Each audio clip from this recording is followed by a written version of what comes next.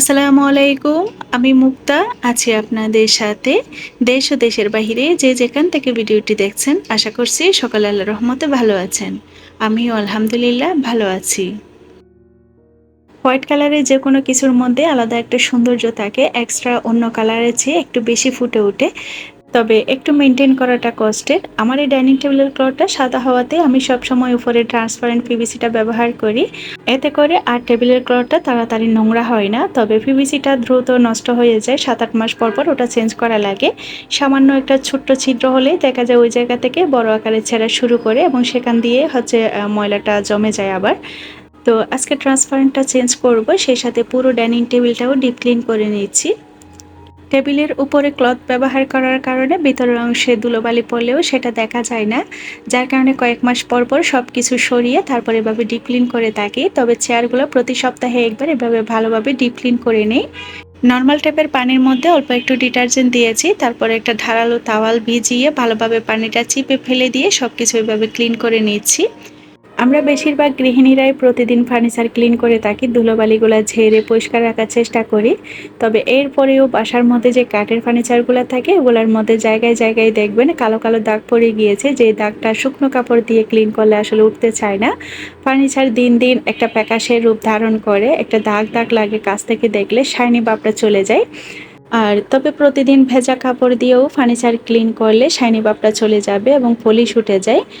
তো ঘরের কাঠের ফার্নিচারগুলোর মধ্যে শাইনি ভাবটা ধরে রাখতে, সবসময় নতুনের মতো রাখতে চাইলে আমার এই টিপসটা ফলো করতে পারেন। আর আমার এই টিপসটা একজন মিস্ত্রি চাচার কাছ থেকে শেখা, উনি আমাকে শিখিয়ে দিয়েছিলেন এবং করে দেখিয়েও দিয়েছিলেন। তখন থেকে আমি এভাবেই সবসময় ফার্নিচার ক্লিন করি। প্রতিদিন বা 1-2 দিন পরে পরে নরম সুতি কাপড় দিয়ে অথবা একটা ব্রাশের সাহায্যে ফার্নিচারের ধুলোবালিগুলো যতটুকু সম্ভব ক্লিন করে ফেলি। তবে 3-4 মাস পর পর এই পদ্ধতিতে ঘরের সব কাঠের ফার্নিচার এক এক দিন এক একটা পরিষ্কার করে নেই। একটা বালতির মধ্যে পানি নিয়ে তাতে একটু ডিটারজেন্ট দিতে হবে। ডিটারজেন্টটা অবশ্যই একটু ভালো মানের, একটু ক্ষারযুক্ত হতে হবে, যেমন সার্ফ এক্সেল। সার্ফ এক্সেলটা একটু বেশি ক্ষার থাকে, ওটা দিয়ে একটু ভালো পরিষ্কার হয় আর কি। আর একটা নেট জাতীয় ধারালো কাপড় অথবা একটা তাওয়াল নিয়ে সেটা সাবান পানিতে ভিজিয়ে পানিটা ভালোভাবে চিপে ফেলে দিতে হবে, যেন কোনো পানি না থাকে। তারপর কাপড়টা দিয়ে ফার্নিচারগুলো ঘষে নিলে হয়ে যাবে। আর উপরে অবশ্যই ফ্যান ছেড়ে দিবেন, যেন তাড়াতাড়ি শুকিয়ে যায়। শুকিয়ে যাওয়ার পর যদি একটু বেশি শাইন করাতে চান, একটা নরম সুতি কাপড়ের মধ্যে যে কোনো ধরনের অল্প একটু তেল লাগিয়ে কাপড়টা দিয়ে একটু উপর দিয়ে মুছে নিলেই ফার্নিচারটা দেখবেন সাথে সাথে কতটা শাইন করছে, করার পরেই বুঝতে পারবেন। এদিকে আপনাদের সাথে কথা বলতে বলতে সোহা এক এক করে সব রুম গুছিয়ে নিচ্ছে। সে যেদিন বাসায় থাকে আপনারা তো জানেন মোটামুটি আমাকে অনেক কাজে হেল্প করে। তাদের স্কুল বন্ধ দিয়ে দিয়েছে, মানে ঈদের ছুটি হয়ে গিয়েছে, তবে আমরা এখনো বাড়ি যাইনি। আরও একদিন পরে যাব, মানে কোরবানি ঈদের 2 দিন আগে গিয়ে পৌঁছাবো আর কি। তো যেহেতু আমরা গ্রামেই চলে যাই কোরবানির ঈদ করতে, তো কোরবানি ঈদের আগে আগে আমার তেমন কোনো প্রস্তুতি নেই। আর সবাই মোটামুটি কোরবানি ঈদের আগে আগে ঘরদোর পরিষ্কার করে, তবে সেটা করেছি ঠিক। আর আরেকটা কাজ করে, সেটা হচ্ছে ফ্রিজ পরিষ্কার করাটা, তবে আমার সেটা হয়ে ওঠেনি, আপনাদের সাথে শেয়ার করিনি। আমার যদিও ডাবল ডোরের ফ্রিজ এবং ডিপ ফ্রিজটা আলাদা আছে, তো ডিপ ফ্রিজটা যেহেতু গত 2 মাস আগে কেনা হয়েছে, ওটা দেখলাম তেমন একটা নোংরা হয়নি, মানে পরিষ্কার করার মতো তেমন কিছু নেই। তবে ডাবল ডোরের ফ্রিজটা গত কয়েকদিন আগে, মানে গত সপ্তাহে কম্প্রেসারটা নষ্ট হয়ে গিয়েছিল। তো ওই ফ্রিজটাও যেহেতু সার্ভিস করা হয়েছিল, ফ্রিজের সব জিনিসপত্র বের করে ফেলেছিলাম, সেই সুযোগে কাজ করা শেষে একেবারে ডিপ ক্লিন করে আবার সব কিছু রেখেছি, যেটা আপনাদের সাথে আর শেয়ার করা হয়নি। একজন আপুর একটা ফ্রিজ নিয়ে প্রশ্ন ছিল, ওটাও দিতে পারিনি, পরবর্তীতে যখন ক্লিন করব তখন ইনশাল্লাহ দেখিয়ে দিব। অনেক আপুরাই জানতে চাচ্ছেন সোহা সিয়াম কোন ক্লাসে পড়ে। সোহা এবার ক্লাস 7-এ আর সিয়াম ক্লাস 5-এ। এই মুহূর্তে যদি আপনি আমার ভিডিওটির সাথে থেকে থাকেন তো প্লিজ একটি লাইক দিয়ে বাকি ভিডিওটা কন্টিনিউ করবেন। আর যদি চ্যানেলে নতুন হয়ে থাকেন, যদি এই ধরনের ভিডিওগুলো দেখতে আপনি পছন্দ করেন, চাইলে চ্যানেলটি সাবস্ক্রাইব করে রাখতে পারেন।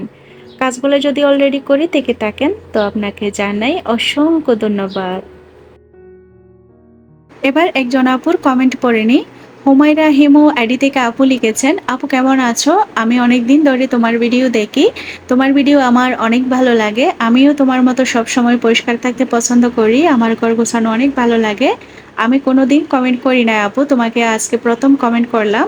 পরবর্তী ব্লগে আমার নামটা নিও আপু, আমার নাম সোনিয়া।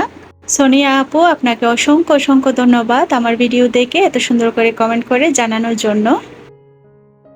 আমি সবসময় যখন বাড়িতে যাই বেশ কয়েকদিনের জন্য, তখন বাসার সব কিছু গুছিয়ে রেখে যেতে খুব পছন্দ করি। এসেই যেন আমাকে তাড়াহুড়ো করে সব কিছু গোছাতে না হয়, এটা নাই সেটা নাই, তখন আর মন মেজাজ ভালো থাকে না। আর হুটহাট করে কয়েকদিন পর কোথাও থেকে এসেও সংসারের কাজে মন বসে না। আবার আগামী মাসে যেহেতু শেষের দিকে বাচ্চাদের পরীক্ষা শুরু হয়ে যাবে, তখনও আবার একটু তাদের নিয়ে একটু ব্যস্ত থাকতে হবে। সব কিছু মিলিয়ে আমি বাড়িতে যাওয়ার আগে সব কিছু গুছিয়ে রেখে যাচ্ছি। আগেরও কয়েকটা কাঁচামরিচ ছিল, ওগুলো আজকে কালকে যেহেতু রান্না হয়ে যাবে, চিন্তা করলাম এসে তো আর কাঁচামরিচ থাকবে না, তো কিছু টমেটো আনিয়েছি, গাজর আনিয়েছি, যেগুলো সব সময় লাগে বাচ্চাদের জন্য রান্নার কাজে। তো ওগুলাও আমি ঠিক একইভাবে রেখে যাচ্ছি। আসলে কাঁচামরিচ বা টমেটো, গাজর, ধনেপাতা এগুলো যদি আপনি সঠিক পদ্ধতিতে সংরক্ষণ করতে জানেন বা করেন, তাহলে আর এগুলা নষ্ট হয় না, দীর্ঘদিন রেখে খাওয়া যায়। তো এই কাঁচামরিচগুলো আসলে এসে খাওয়া হবে ইনশাল্লাহ, আল্লাহ হায়াতে বাঁচিয়ে রাখলে এখন আর খাওয়া হবে না। ওভাবে বক্স করে রেখে দিয়েছে উপর নিচে টিস্যু দিয়ে, তবে অবশ্যই ভালোভাবে পানিটা শুকিয়ে নিতে হবে। তো এবার কিছু মশলা রেডি করে নিয়েছি। ভাজা জিরার গুঁড়াটা একেবারে শেষ পর্যায়ে এসেই করতে হবে, করে রান্না করতে হবে এমন অবস্থা। তো ওটাও গুছিয়ে রেখে যাচ্ছি। এখানে ভাজা জিরার গুঁড়াটা করে তারপর ব্লেন্ড করে ভালোভাবে গরম ভাবটা চলে যাওয়ার পর এয়ারটাইট কাঁচের জারে করে রেখে দিচ্ছি। গরম মশলা গুঁড়াটাও করে রেখেছিলাম গত দুদিন আগে, আপনারা দেখেছিলেন। তো আমি 1 মাস মতো যাই এমনভাবে হচ্ছে গরম মশলা, ভাজা জিরার গুঁড়া এগুলো করে থাকি। আবার বেশি দিন হলে কিন্তু আবার সুঘ্রাণটা থাকে না, যেন 1 মাসের মধ্যে খাওয়া হয়ে যায়, ওই পর্যায়ে করি আর কি। সোহার বাবা একজনকে দিয়ে মাওয়াঘাটের ওখান থেকে পদ্মার মাছ আনিয়েছিল। তো মাছগুলো ছিল সবগুলাই এই টাইপের ছোট মাছ, পাঁচমিশালি মাছ। আর চিংড়ি মাছ ছিল 3 কেজি মতো, ছোট বড়। ওগুলো আমি কেটে সাথে সাথে রেখে দিয়েছিলাম, তবে এই মাছগুলো কেটে রাখা সম্ভব হয়নি, যেহেতু ছোট মাছ অনেক সময় লাগবে। তো আরও অনেক বক্স আছে, তো আমি আলাদা আলাদা বক্স করে রেখে দিয়েছিলাম না কেটে। তো যেদিন যতটুকু রান্না করছি অতটুকু কেটেই রান্না করছি। আর এই মাছগুলোর স্বাদ অনেক বেশি। তো এই মাছগুলো খেতে যেমন আমার ভালো লাগে, কাটতেও তেমন ভালো লাগে। আর মাছগুলো আমি দাঁড়িয়ে কাছে দিয়ে কেটে নিচ্ছি। কাছে দিয়ে আমি সব সময় সব ধরনের মাছ কাটি এবং এটাই আমার কাছে সহজ মনে হয়। তো বসে বসে এই মাছগুলো সময় নিয়ে ধৈর্য ধরে বসে কাটাটা একদমই সম্ভব না। তো আসলে যারা কাছে দিয়ে মাছ কেটে অভ্যস্ত, তারা বটি দিয়ে আর কখনোই পারে না, আসলে কাছে দিয়েই সহজ। তো যাই হোক, এদিকে মাছ কাটতে কাটতে আমি ভাত রান্না করে ফেলেছিলাম। তারপর আগে সবজি কেটে রেডি করে রেখেছিলাম, সব কিছু ধুয়ে পরিষ্কার করে রেডি করে নিয়ে তারপর চুলায় দুটা রান্না বসিয়ে দিচ্ছি। একদিকে ছোট মাছটা মশলা কষিয়ে রান্না করছি। এই ধরনের মাছগুলো আসলে যেভাবেই রান্না করা হোক না কেন, সেভাবেই মজা, মশলা কষিয়ে বা হাতে মেখে। তো আমি আজকে মশলা কষিয়ে রান্না করছি। আরেক চুলায় হচ্ছে চিচিঙ্গা ভাজি করছি ডিম দিয়ে। এই রেসিপিটাও কিন্তু অনেক বেশি মজার হয়। অনেকেই ডিমটা রান্নাটা হয়ে যাওয়ার শেষ মুহূর্তে অ্যাড করেন, তখন কিন্তু একটা ডিমের বাজে স্মেল করে, রান্নাটা খেতে ভালো লাগে না। তো যারা যারা ডিম দিয়ে চিচিঙ্গা ভাজিটা করেন, এভাবে একদিন ট্রাই করে দেখতে পারেন। শুরুতে হচ্ছে একটু রসুন, কাঁচামরিচ, পেঁয়াজ ভেজে নিয়ে তার মধ্যে একটা ডিম দিয়ে ভেজে তারপর হচ্ছে চিচিঙ্গাগুলা দিয়ে একটু লবণ আর একটু হলুদ দিলে জাস্ট হয়ে যাবে। ডাকনা না দিয়ে চুলা রাসটা বাড়িয়ে দিয়ে ভাজিটা করবেন, খেতে অনেক বেশি মজার হয়। আর এদিকে সব ধরনের মশলা দিয়ে মশলা কষিয়ে ছোটো মাছটা বসিয়ে দিয়েছি, তবে রসুন বাটা আদা বাটা ব্যবহার করিনি, তবে একটু বেশি করে রসুন কুচি করে দিয়েছি। আর মশলাটা ভালোভাবে কষিয়ে যাওয়ার পর মাছগুলো আর সাথে একটা বড় সাইজের টমেটো কুচি করে দিয়েছি। মাছগুলো কিছুক্ষণ দুলিয়ে দুলিয়ে কষিয়ে নিয়েছিলাম, তারপর জলের পানি অ্যাড করে দিয়েছি। এবার ঢাকা দিয়ে রান্নাটা করব। চিচিঙ্গা ভাজিটাও হয়ে যাওয়ার পর সাথে সাথে বাটিতে তুলে নিচ্ছি, তাহলে কালারটা খুব সুন্দর থাকবে। আর কোনো পানি রাখিনি, পানিটা একেবারেই শুকিয়ে নিয়েছিলাম। কড়াইটা ধুয়ে সেই কড়াইয়ে আরও একটা রান্না বসিয়ে দিচ্ছি। ছুরি শুটকি দিয়ে আলু বেগুন দিয়ে রান্না করছি।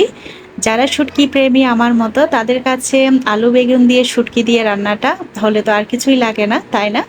আমার কাছে তো এই রেসিপিটা অনেক বেশি ভালো লাগে, একটু ভুনা ভুনা টাইপের আর কি। তো এখানে কড়াইয়ের মধ্যে সয়াবিন তেল দিয়ে তার মধ্যে হচ্ছে পেঁয়াজ ভেজে নিয়েছি, সাথে শুটকিগুলো ভেজে নিয়েছি, আর বেশি করে রসুন কুচি দিয়েছি। রসুন বাটা দিব না, বেশি থকথকা হয়ে যাবে বাটা ব্যবহার করলে, যেহেতু বেগুনটা একটু গলা গলা টাইপের হয়ে যাবে।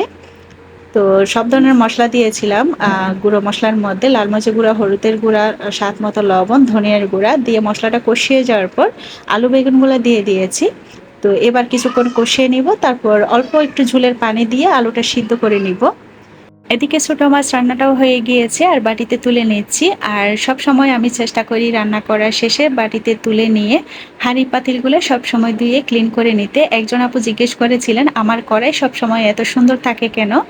তো সুন্দর থাকার আসলে এই একটাই কারণ, আমি রান্না শেষে চেষ্টা করি সাথে সাথে ধুয়ে ফেলার জন্য, বা মাঝে মধ্যে যদিও রান্না থাকে, যেমন এই আলু বেগুনটা কিন্তু বাটিতে নিয়ে ওটা কড়াইতে রেখে দিয়েছি। তো দেখা যাবে খাওয়াটা শেষ হয়ে গেলে আমি সাথে সাথে রাতেই ক্লিন করে রেখে দিব। তো যার কারণে আমার কড়াই সবসময় নতুনের মতো থাকে। মাছগুলোর কালার যেমন সুন্দর এসেছে, খেতেও কিন্তু ঠিক তেমনই। আর আজকের রেসিপিগুলো খুবই মজার ছিল, একটার থেকে একটা। আর এদিকে হচ্ছে সবশেষে আমি ডাইনিং টেবিলের ক্লথটা শুকিয়ে যাওয়ার পর আবারও জায়গা মতো সেট করে নিয়েছি। আর এই ক্লথটা চায়না ফেব্রিকের মধ্যে হওয়াতে খুবই সুবিধা, ওয়াশ করতেও সুবিধা, আবার তাড়াতাড়ি শুকিয়েও যায়। রোদ না থাকলে এমনিতেও বাতাসের মধ্যে শুকিয়ে যায় খুব তাড়াতাড়ি। আর আমি এটা গরম পানিতে 10-15 মিনিট ডিটারজেন্ট দিয়ে ভিজিয়ে রেখেছিলাম, তারপর ওয়াশ করে শুকাতে দিয়েছি, সাথে সাথে শুকিয়েও গিয়েছে। সাদা জিনিসের এই একটাই সুবিধা, যদিও নোংরাটা একটু বেশি হয়, তারপরেও যখন ওয়াশ করা হয় একদম নতুনের মতো হয়ে যায়, আরো বেশি রংটা উজ্জ্বল মনে হয়। আর এই কালারটা দেখতে পাচ্ছেন, মনে হচ্ছে আজকে কিনে এনে বিছিয়ে দিয়েছি। আর ট্রান্সপারেন্টও নতুন বিছিয়ে দিয়েছি আগেরটা বাদ করে দিয়ে।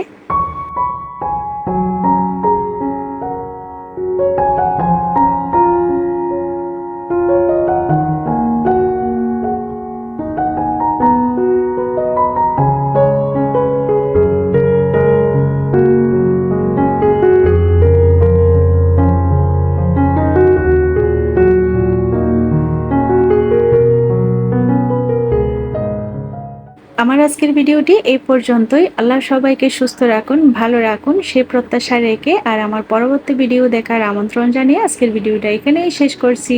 আল্লাহ হাফেজ।